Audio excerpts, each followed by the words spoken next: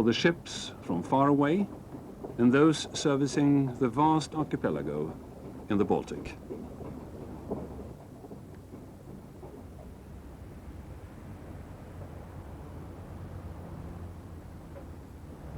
This is the Stockholm skyline. We are looking north. We have the old town in the center, the town hall in the background, and the royal palace dominating the scene to the right. Small boats take you to the famous Vasa warship, which is in the building in the background, the ship that sunk in the 17th century and was recovered.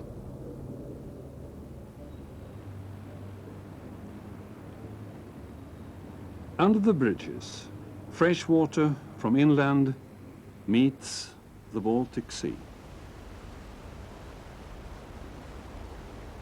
And when the Nobel laureates come to Stockholm to receive their prizes, they stay at the Grand Hotel facing the Royal Palace.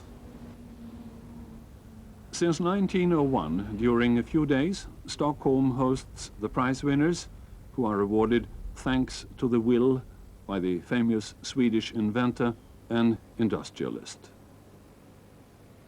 His name was Alfred Nobel.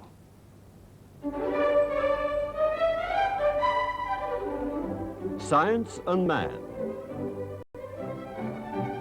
A roundtable discussion with the 1982 Nobel laureates in the sciences. Your host in this program is Bengt Feldreich. Welcome to Stockholm. At these northern latitudes, this part of the year, we've got daylight just a few hours. It's pretty chilly outside, and people like to get inside, enjoy a Swedish typical Christmas table. So will the prize winners 1982 in the sciences do.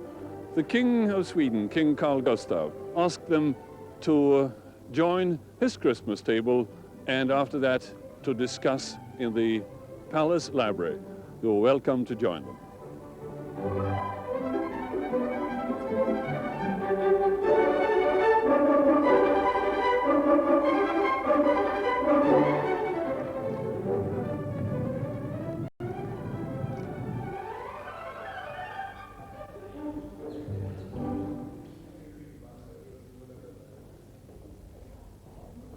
Yes, the 5 laureates in the sciences and their wives were invited by the Swedish king to a Christmas luncheon preceding the discussion.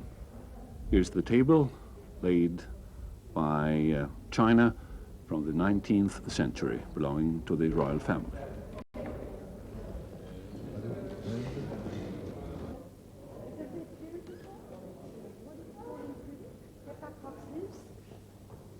And here is today's acting host, King Carl Gustaf.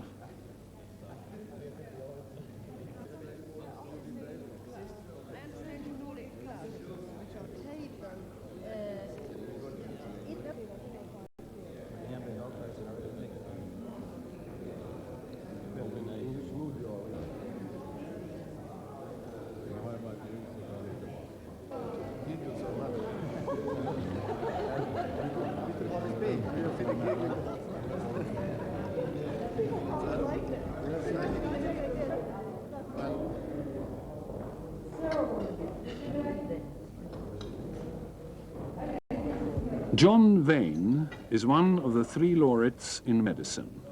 Research on prostaglandins, biological substances which regulate allergies and blood pressure, among others.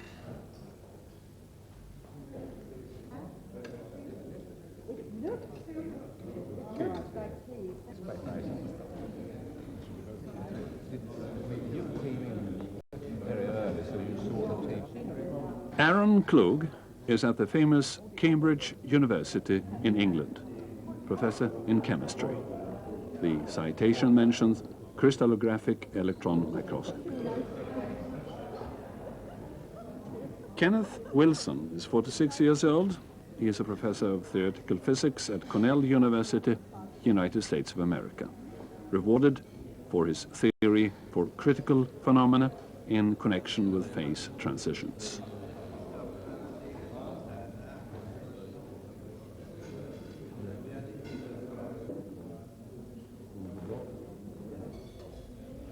Bengt Samuelsson is a professor at Karolinska Institute near Stockholm. The medical prize is for the hormone-like substances called prostaglandins.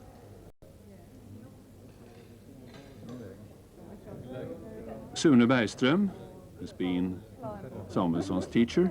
He analyzed and chemically mapped the first prostaglandins in the 50s. He is also with the Karolinska Institute.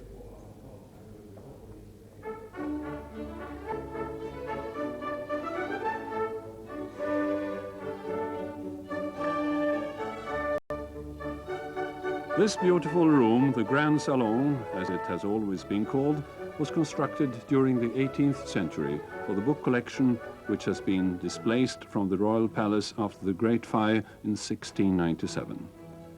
Today, the library contains books collected by members of the House of Bernadotte. Most of the volumes are arranged according to their provenance. This was decided by the late King Gustavus Adolphus, the present king's grandfather. Thanks to this, we can follow and study the taste and interests of all the monarchs and other members of the royal family.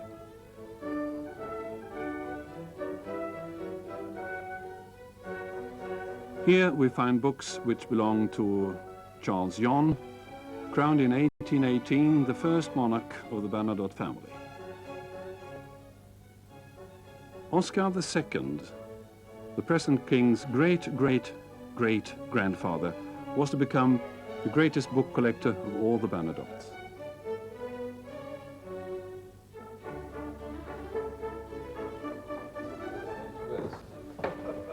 Yeah, would you like to follow me? And this is the little, the little family library.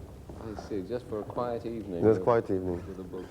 And I know we don't have too much time to go around to look at all the volumes, because I think there are about 80 or 100,000 volumes here.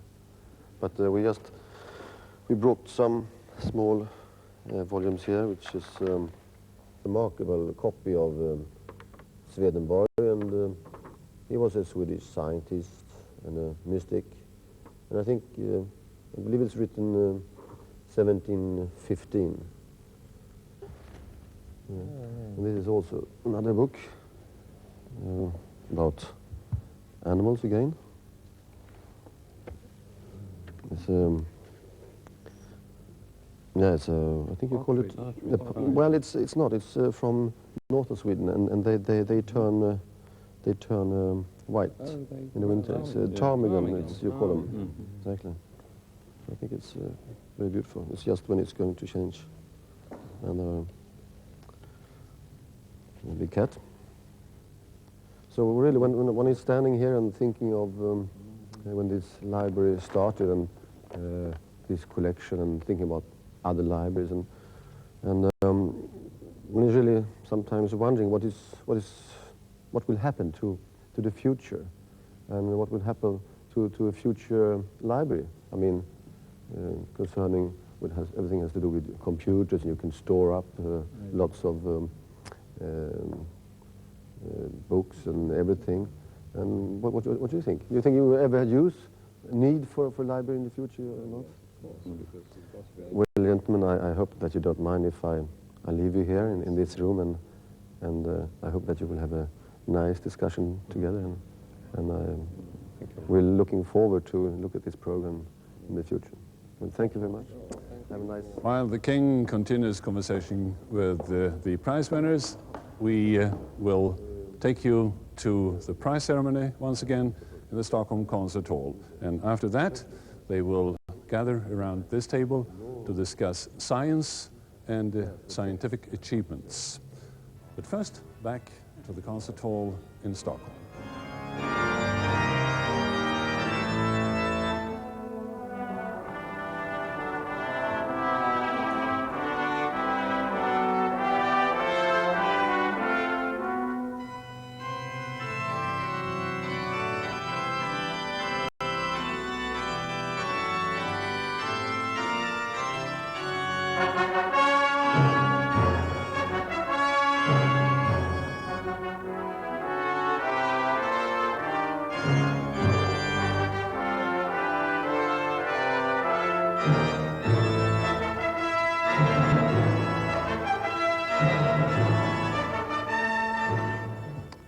Gentlemen, welcome to this discussion, Science and Man.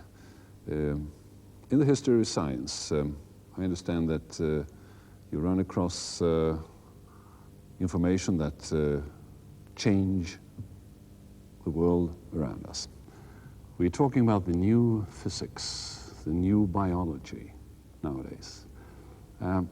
In which area would you think the most dramatical or most important changes would occur?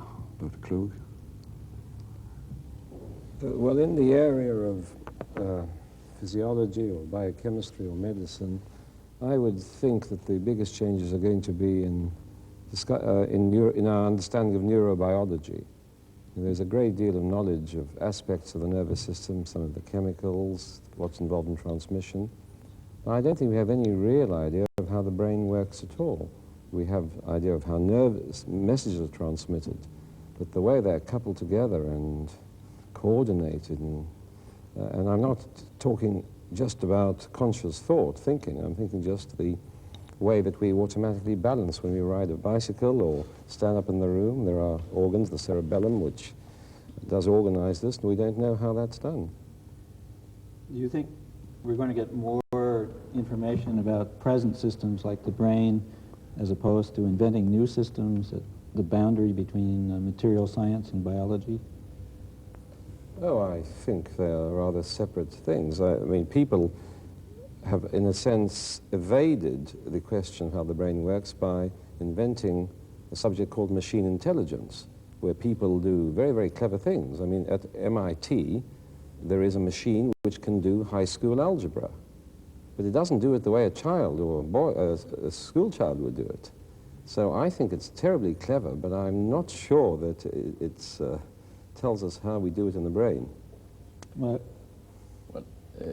I think that the use of more primitive organisms in studies of the brain function and memory function is probably going to be very important. And as always, one builds on the knowledge of the past, and some of the important developments in enzymology, in protein chemistry, in nucleic acid biochemistry will turn out to be very important in the future development of neurobiology.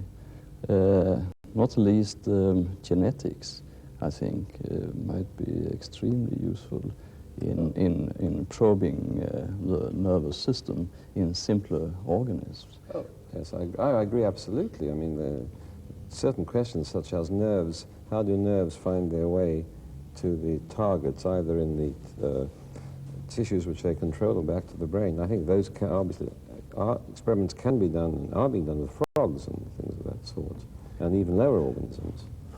Yeah, I think the whole field of medicine will be more and more clearing up genetics to our behavior, our disease states, and probably before long you can predict somewhat how an individual should behave as to diet and so on. You mean on to diet, you say? Yes, you can give a young person advice what is most suitable way for him to live. Well, I thought we knew that already. We have fresh air, exercise, good food, and you don't mean that at that crude level. No, actually, I mean, there's a lot of information today about the influence of food on the neurotransmitters available for the function of the nerves, and that's an area which I think is going to be very important, the availability of transmitters. Yes, we have, for example, diseases like senile dementia, which is becoming more and more common, and where I think in the future, using the approach of neurobiology, we might be able to get more information about the disease and also possible approaches to treatment. Dr. Vane, as a pharmacologist, you are working in this area. I mean, how substances affect those mechanisms Dr. Klug talking about. What are your comments on this question? I think what Aaron said is quite right. The more we learn about the neurotransmitters, the more easily we shall be able to interfere with them or mimic them and change the course of the way in which the body acts. In this last 10 years or so, there's been a tremendous explosion of knowledge about different chemicals which the body uses to do different jobs. In the next 20 years, I think we shall get to a position where, from our own field, SUNY, we should be able to treat or even prevent cardiovascular diseases, heart attack, strokes, any disease, thrombotic diseases of the circulation, with chemicals, based upon our knowledge of the chemicals which the body itself uses, like the prostaglandins. I think from the point of view of diet, we still have a lot to learn about the way in which the substances from which we make these transmitter substances, the various ones, how we can increase the amounts of those substances in the body, and whether we should eat fish or meat, or whether we should eat cholesterol or not eat cholesterol, is still, to my mind, an open subject. Yes, and you must get closer to the individual. I mean, changing the diet from a population will not be the future. You mean that you will take an individual and you'll do a very, very analysis of his absolute detailed composition of every chemical that you have, and you'll be able to give an individual prescription that this man shouldn't eat more than 1 egg a day or whatever, because it contains such and such substances. No, but you probably can make a rather superficial study. Some people can take fat, some can't take carbohydrates. So yes. And the more and more we are long-lived now in our countries, the infectious diseases are almost licked. But we have the long-term chronic diseases, and that's the big problem now in our countries. I think that the problem of diet is also very important in an area like cancer, where it seems that the production of free radicals, for example, induced by food material can be very important in changing the genetic material in the cells. And one can now, of course, make a number of tests on mutagenicity and classify foods as being positive or negative. And I heard or saw a list of some of these food materials which are dangerous and which are safe, and it almost turned out that the only safe thing was to eat salad. Yes, yes. Well, you see, I think that's a case where things are being carried too far. I have some papers sent to me by a rather distinguished Japanese biochemist who's studied the effect of grilling fish, the production of carcinogenic substances, and it's all very, very good biochemistry. And he found it mattered how quickly you fried the fish, you dipped it into boiling oil, and so on. This is Nishimura's work. And it makes one very frightened. And I'd think that we must avoid giving the public fears that everything they touch or dare, the traditional foods are liable to be dangerous. I think it could be exaggerated. We must remember that we have very powerful repair systems in our cells. Yes, yes. Otherwise we wouldn't be here today. If we, a lot of these things have been discovered by over thousands of generations, and we know we can avoid common poisons. But I think that what Professor Bergstrom's referring to is that we now have people who are living under conditions where they didn't live before. That is, men of 70, 80, and talking to you on dementia. We never had that condition before in society. And that's where this knowledge, or these special areas of knowledge, are going to be very important. May I ask Dr. Wilson, now we've been hearing from the biologists, what about the new physics and the consequences of that? Well, I think that there are two areas that will be extremely interesting. One is at the boundary between inorganic, what you might call material science, and biology, the beginning of the understanding and the ability to build biological type molecules, but seen from the viewpoint of physics and chemistry rather than biology, which gives you a much more broader view than if you're just trying to understand the kinds of systems that already exist. This will require very much more powerful computing than we have today. While we have the basic laws basically in hand, the learning how to apply those laws to the very complex situations you encounter in trying to understand materials is probably going to require computer simulations of a kind that we hardly conceive of today, but could become available tomorrow. You know he's a computer fantastic. Yes, yes, yeah? so I hear. I'm a very firm believer that I can see that the power of computing is going to be very useful in certain fundamental problems. For example, a protein molecule is made up of a chain of amino acids, and we know that the sequence of the different amino acids determines the folding up of the chain into a protein molecule. There are experiments which demonstrate that. For the last 20 years, people have been trying to understand protein folding, and the stage it's reached now is to simulate it on a computer. But the fact is that the parameters of the problem, that is the numbers you have to put in, are still not known. And even if they, and it's going to take essentially a lot more experimental work of a kind that's difficult to think of now before those parameters are going to be determined. But there comes the stage when you have to simulate all the trials that a molecule goes through in trying to fold up. It happens, there are hundreds of millions of minute or local events, and these can be simulated in computers, and at the moment computers aren't powerful enough to deal with that. But the computers are only one side of the story. May I turn to another question? Do you believe in scientific intuition? And if so, how would you define it? I think that scientific intuition exists, and I guess it's a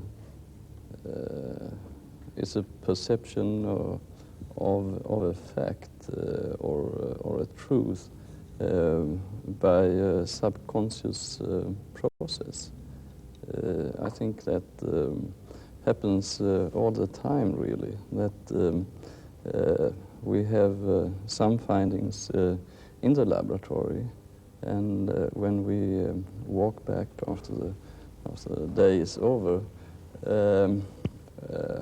you can feel that you have found something which you think is important, but you don't really know for what. And it's only after a certain time that you start to recognize certain factors which can lead you further on. Is it a gift, or could it be trained, Dr. Way? I like to think that I can use my subconscious. There must be a sort of area in between the conscious and the subconscious, a grey area. But clearly to me, there is an atmosphere of results in science. All over the world, the results are being obtained, and they build up into a sort of published structure. And that published structure you feed into your mind. When you want to write a lecture, you feed things in and let it mull over in the subconscious for a week or so, and it comes up much better at the end of that. I think one can use the subconscious in that sort of way. And as Bengt has said, I think that scientific intuition is probably a way of using the subconscious. It's a way of feeding in all of the ideas that you've had, that other people have had, waiting for them to crystallize, to gel into something, which is probably unique to each individual person. You said crystallize. That takes us over to you, sir. Oh, well, crystallization in the laboratory you can set out to do in a systematic way, but intuition you cannot. You have to rely upon these, I agree, with these subconscious processes which go on, which are often the result of experiences that have happened to you many years before. I find my own work, my realizing things which reflect something that happened a side field 2 or 3 years before, sometimes 10 years before. So I think the intuition, of course I believe it exists, it happens, and it is somehow a combination, a new combination of events of experience. There's no doubt that experience is one of the necessary prerequisites of intuition, because people of 16 or 19 years old, Newton have made discoveries at 19, so did Maxwell, but for most people this is something that comes later. And so, but the problem is not just making a new combination, the problem is selection and discrimination, because you can make thousands of new combinations. Think of all the facts lying around in the literature in one's own head, and just how they click is something that we can't account for. It does happen, I agree, subconsciously. It happens when one sleeps. Mathematicians have written about this. There's a thing called the mathematician's dream, when you wake up and you say, voila, or eureka, and you have a discovery, but in fact most of those are false trails. So I think it's an element which lies about, and in the course of one's work one can't help occasionally thinking consciously about these, but mostly the processes go on quietly underneath. And indeed I think the popular saying that let's sleep on it before you make an ordinary decision, I think is a very valid one. That's what goes on. I think you started out talking about neurobiology. That's where we miss a lot of things. A few years ago you had discussion here about vision. That's where we know most about things, how the brain is functioning, recognizing and sorting impressions unconsciously. But I think it's important to start early in life and collect experience and learn things. And it's mainly a combination of things, and a lot of things are unconscious, and that's what you call intuition, but it's a in a way, regular action of the brain.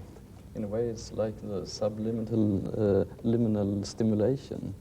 If you remember a couple of years ago, there was a study where they showed advertisement of Coca-Cola on a movie, but for such a short time that people didn't really recognize it, but it still had a very significant effect on the consumption. I think that survey had some criticism going after that. Yes, but it could be related to this, that you have subliminal sort of inputs which you can't really recognize, and that's why we call it subconscious. Another aspect of the intuitive process, if that's the word you want to use, is the process of being able to select during an experiment the unusual, and to be able to spot what is unusual and to follow that instead of following what you actually started out to follow, the art of serendipity, is also very important. Well, it's only a few people to take advantage of the observation. But how do you set up an experiment where to get the unexpected? Oh, well, you can't do that. You set up an experiment to do something that you aim at. And you know the general field, and you have to start somehow. So you get, as it were, a foot in the door, and you must start anywhere, at least that's in my field. And then things begin to happen, if you're lucky, and if your experiment has got some element of design in it. And then things don't quite turn out the way that you planned. And it's then that, as John Vane says, that something might happen. The experiment actually fails. Sometimes it fails for good reasons because there was some element missing, and that's when you can make a discovery, or the unexpected does turn up. Ken, what do you think? Well, I think I agree with much which has already been said, but I've had one kind of experience which is maybe different from the other people here, since it's a theoretical experience.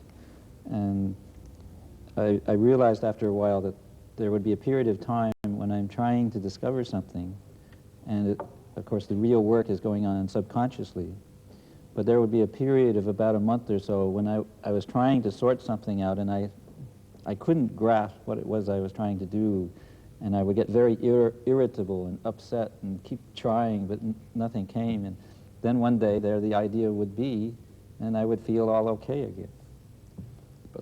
But the planning of experiments for discoveries, I think what you're looking for is surprises, because that's a new element, and usually when you plan an experiment, you have a hypothesis, and you put together all of the information you have and plan the experiment.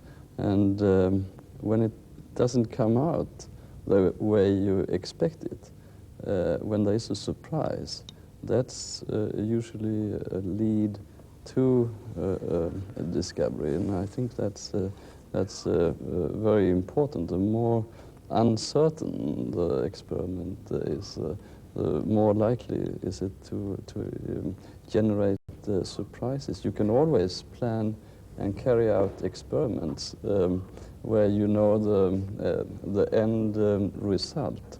So it's in a way it's a question of avoiding those types of experiments. But you must be ready to discard your theory. Some people cling too long to them. Aaron says you can't plan to spot the unusual.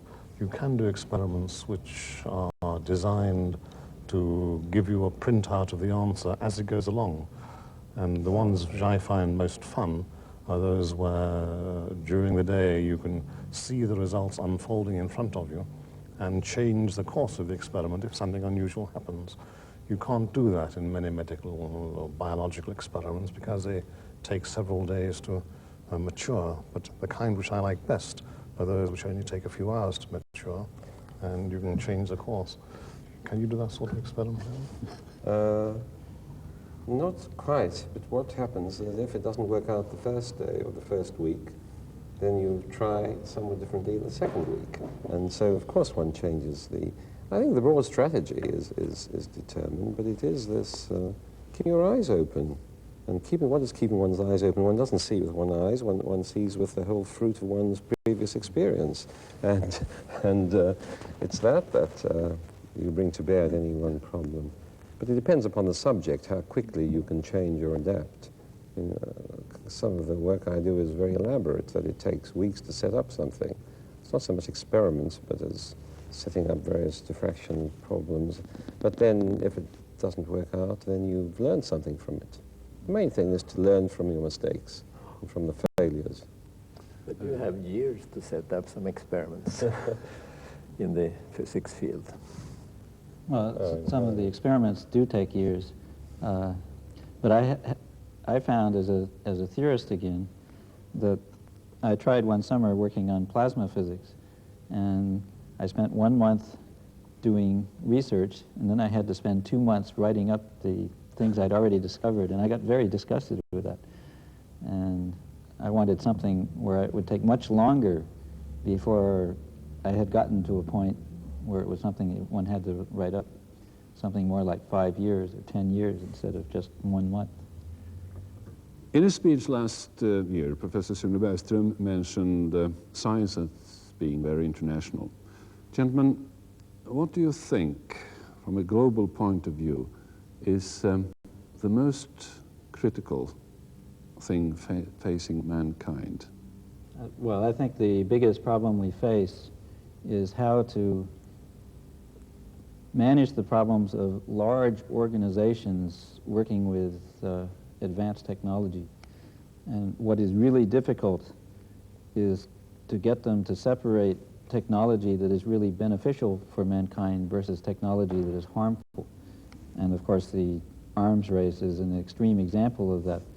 But I think more generally, as technology itself gets more powerful, whether it's biomedical technology or technology in physics and chemistry, we have to solve the problem of the inertia of large organizations and get them to be able to see where they're headed with the technology that they're working with, and be able to stop them if they're going in the wrong direction.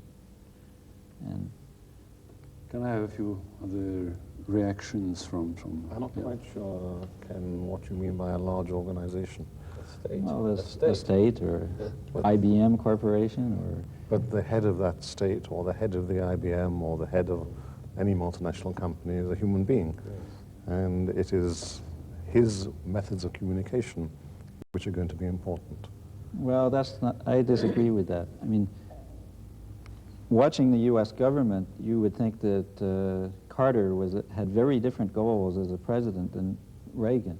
And yet the programs, the military programs, are all virtually identical between Carter and Reagan. Reagan will put a bit more money into it, but in terms of the actual results coming out, there's very little difference. That's probably because you have a very strong civil service who actually run the affairs of the country. Well, that's what I mean by a large bureaucracy. I mean, it is not Reagan or Carter, it is what Eisenhower called the military-industrial complex that one is fighting. And turning that around is kind of big problem that one has these days. But the basic problem is the inequalities in the world right now, really. And how that can be bridged is the main problem. That's a complex thing, of course, of health, and basically it's health, because basic for that in education, nutrition, and more than half of mankind is on the health status we had in this country 150 years ago. Well, I think that Professor Bergström is right, that although the immediate problems appear to be things like possibility of nuclear war, the fact is that the countries who are powerful enough to engage in these things are very aware of the dangers. And there is a communication between them and understanding. And while rational men, even with different aims and purposes, are in charge, I'm not sure that we must expect people generally worry about Holocaust and so on. Clearly one must try to reduce these tensions all the time. People are working towards those ends. But there are long-term problems that Professor Bergström has mentioned. And I would think health is one of them, but population is another. And the fact is, in large parts of the world, we have Western medicines, Western techniques introduced, which have reduced the death rate, made the expectation of life longer, without reducing the birth rate. Now, this did happen, of course, in the Western countries in the 19th century. In Britain, where its population expanded from 2 or 3 million in the early 19th century to 40 million by the beginning of the 20th century. But that rate wasn't as great as the rate of increase in certain countries now. I think our food supplies don't keep up with it. And I think this is the problem. I don't know how that can be encountered. These touch on political questions about the underdeveloped nations and so on. And it does worry me that how are we ever going to cope with it? Because the developed nations cannot go on just, so to speak, exporting technology and food. Something must happen from the other side. But I agree that we have a duty to do it. But how exactly, I don't know. Dr. Wayne, you have written articles about that, I know, about the science and the third world.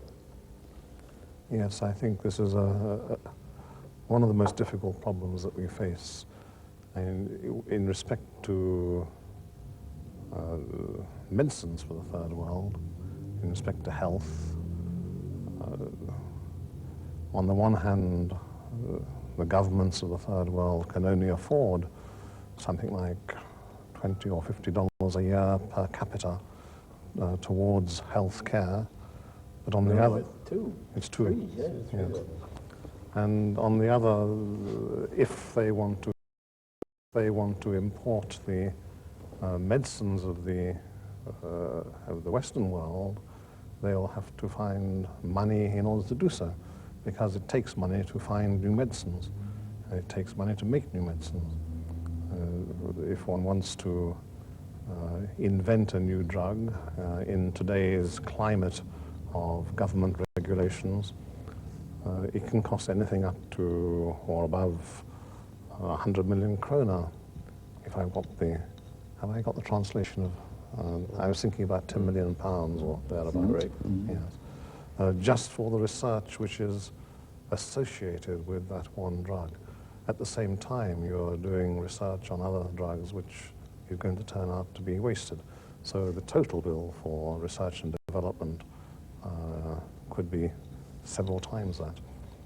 So we have to find ways of enabling the countries of the third world to import the medicines they need, because I think they need the medicines which are being made in the Western world, or we have to find ways of creating new medicines specifically for the third world, and those ways have to depend, I think, on supranational bodies like WHO being able to help with the funding.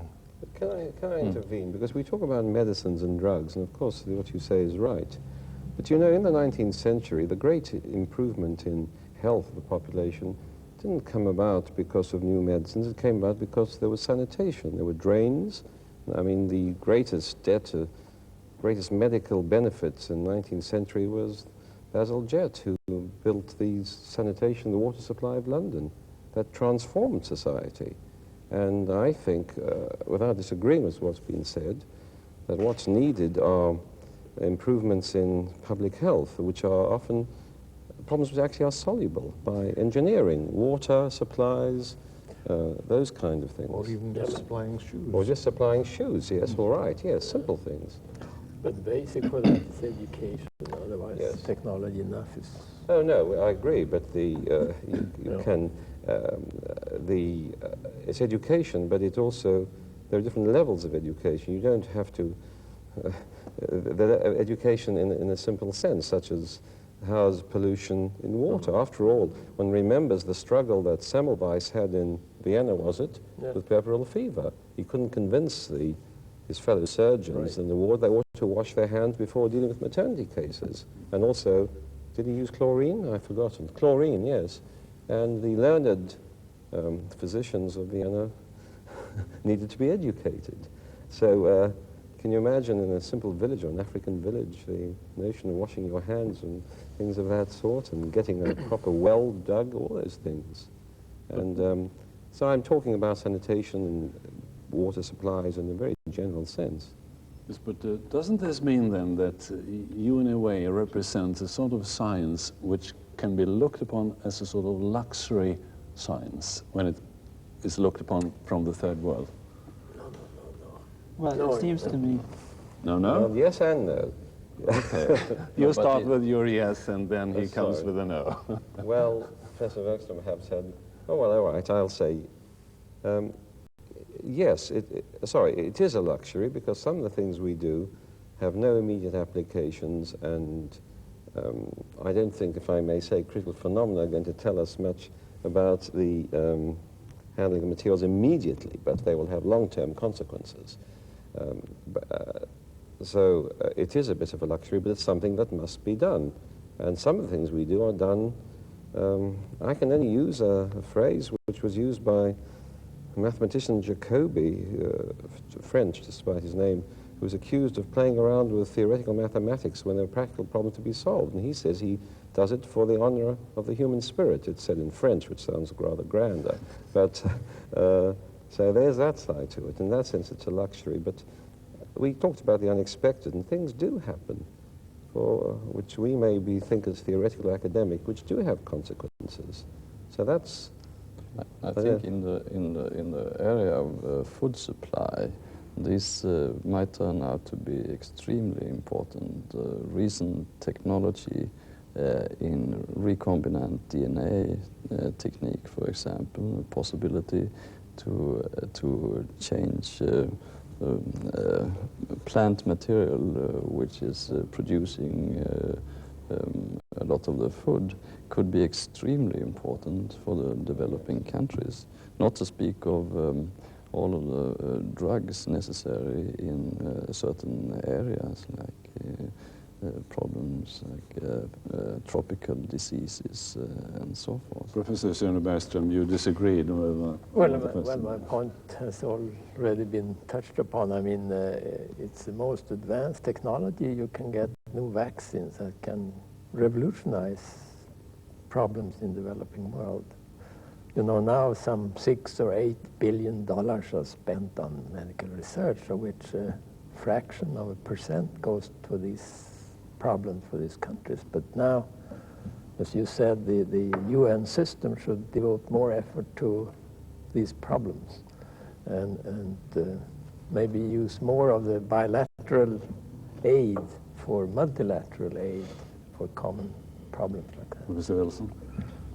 Well, it seems to me in dealing with the problems of the developing countries, what we really need is to not do the medicines and the birth control and the communications problems all separately, but we need some kind of package that will enable situations genuinely to improve in the developing countries, instead of having the efforts of one area be just countermanded by efforts in another area. I mean, for example, improving the food supply, but then the birth rate goes up to compensate for that.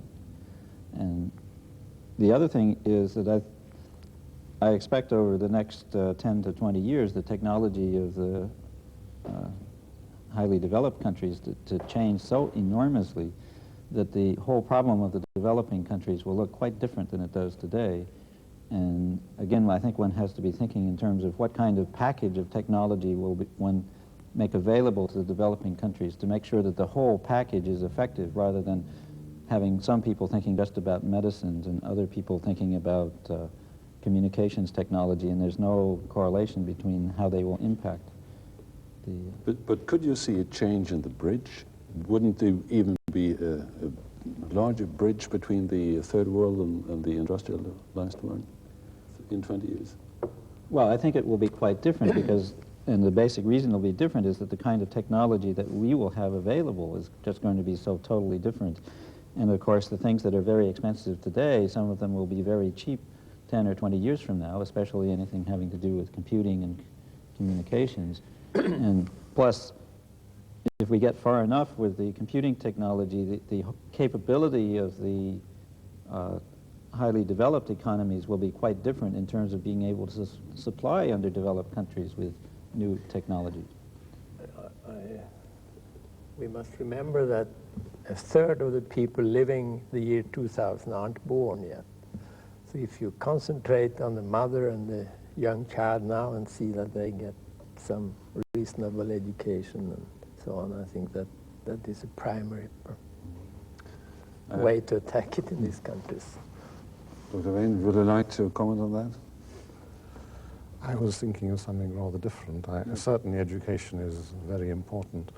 And I was wondering whether Suni wanted to comment on the idea, which had been propounded many times, that we should concentrate on teaching the scientists of the third world, the educated population in the third world, the sophisticated techniques to take home and to set up research laboratories, to set up their own infrastructure of scientific research within their own countries. Do you think that would work? It's more complex. I think now if you look at the malaria problem, for example, you certainly should do all you can in the industrialized countries to develop it. But at the same time, you must look into the infrastructure in the countries where you should use it. And I think concentrate on the clinical facilities to try them out, for example. That's expensive and pretty tough.